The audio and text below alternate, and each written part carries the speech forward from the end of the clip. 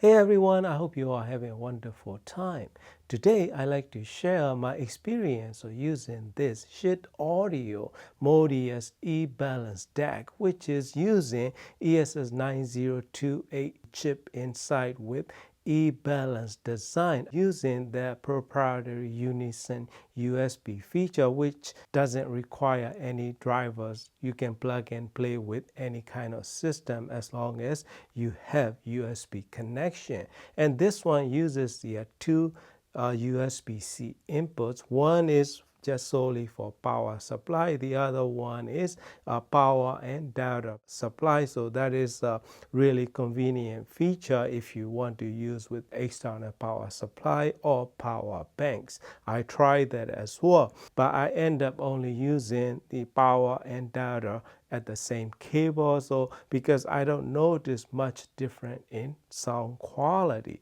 And build quality is very simple, very nicely feature all the input connection like AES, optical, coaxial, and USB input.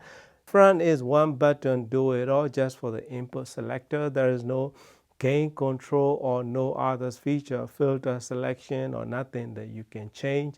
I tried it in my TV system, my secondary system using SMS Audio DO200 Mark II, as well as soon to be reviewed Toppin's PA5 Plus Pro amplifier and pairing with a few different streamers like Eversolo DMP A6 or VM Pro. In the end, I only end up using VM Pro because I like the app that really worked well for me on the iPhone.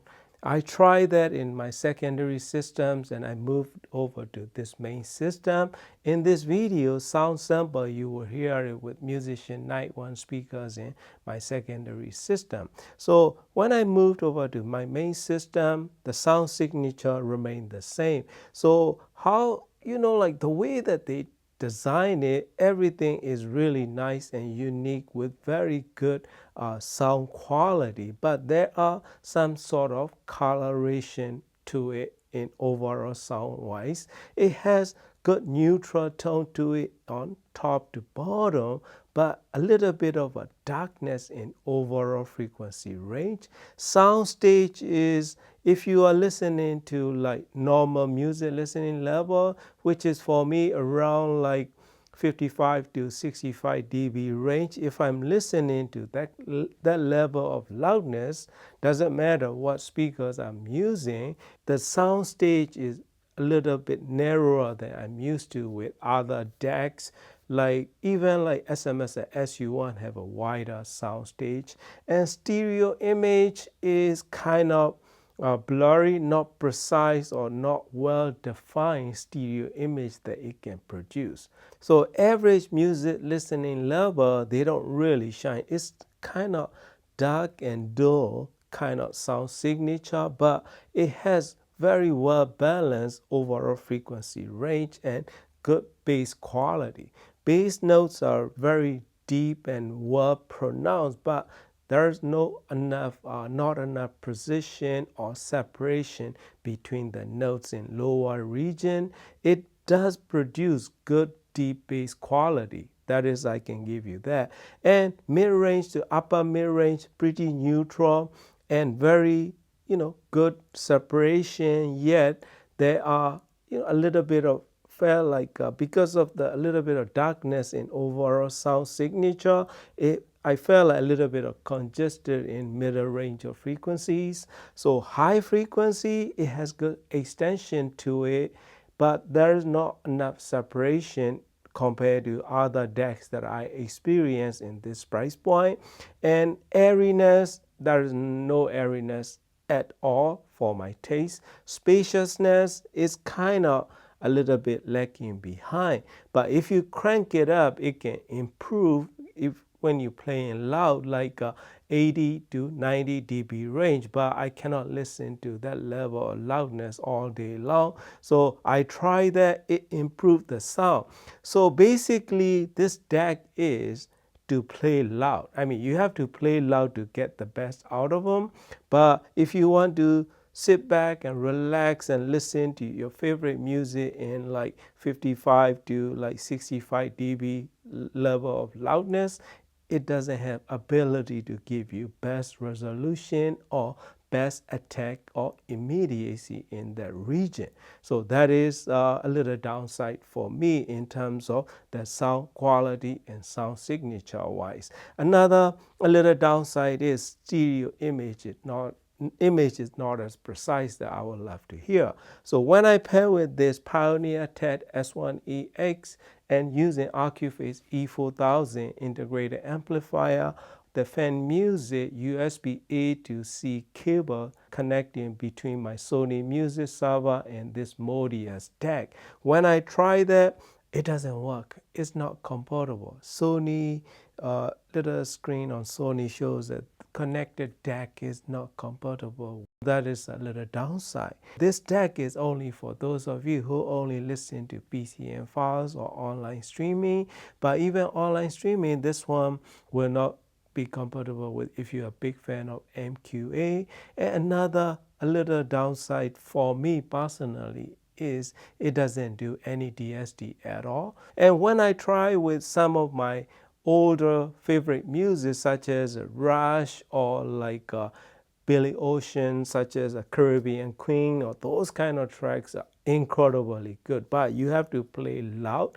And another thing is the loudness wise, they are following the major manufacturers standards. So let's say if I compare to like Toppings or SMSL or Eversolo or those kind of decks, this Modius is around like 6 dB less loud. So, but you can compensate it by volume control, and there is not enough noticeable noise increases. Overall background noise is pretty quiet.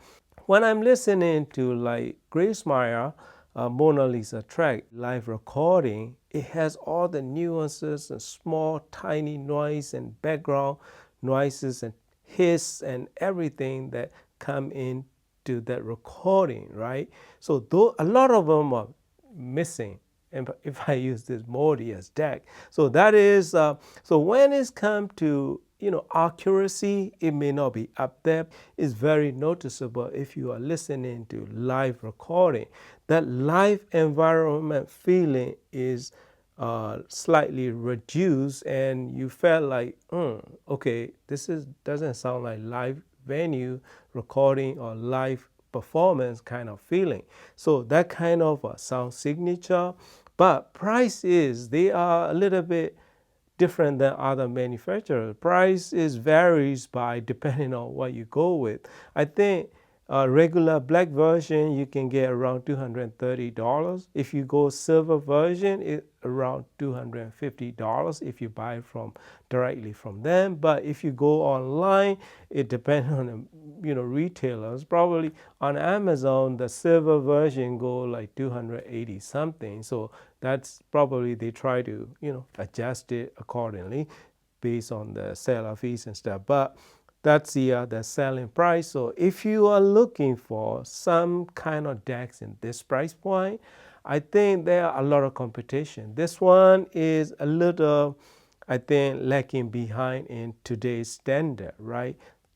Like budget DACs such as SMS and SU1 can deliver and produce more resolution and more articulate notes with better separation and air and space, as well as giving you very nice width of the soundscape with really nice depth to it.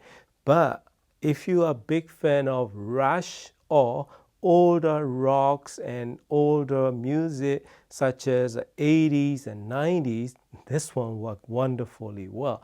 If you are a big Rush fan, this is the DAC that for you to choose, because the drum solos and guitar riffs and vocals, everything is really good. But you have to crank it up to get the best out of it. But if you only listen to average music, modern music, or like audiophile recording, there are much better choices in today's market. For the price to performance and sound quality that we are getting, I mean, it's okay if you prefer to get something assembled here in the United States. Otherwise, you can pass on it, because there are a lot of choices today that you can choose from, and they are better as well and lesser pricing in the terms of sound that you are getting.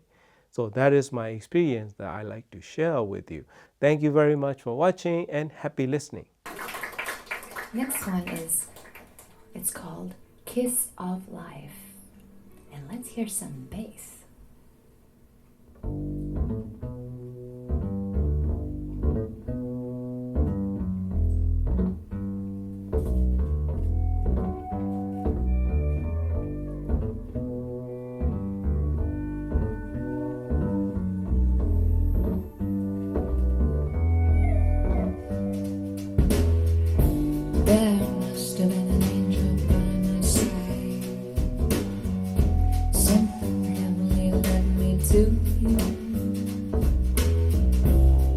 Look at the sky, that's the color of love. There must have been an angel by my side. Something heavenly came down from above. He led me to you. He led me to you. He built the bridge to your heart all the way. How many times I live inside who I can't say. When I went to you, you were the one for me. I swear that whole world could feel my heartbeat when I lay eyes on you.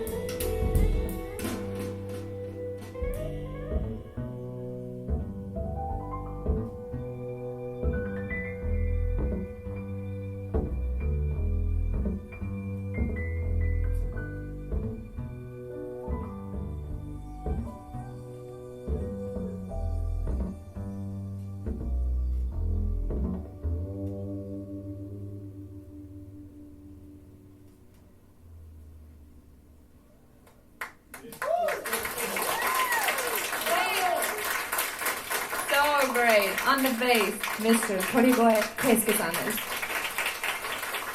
On the guitar, Onuma Yosuke-san.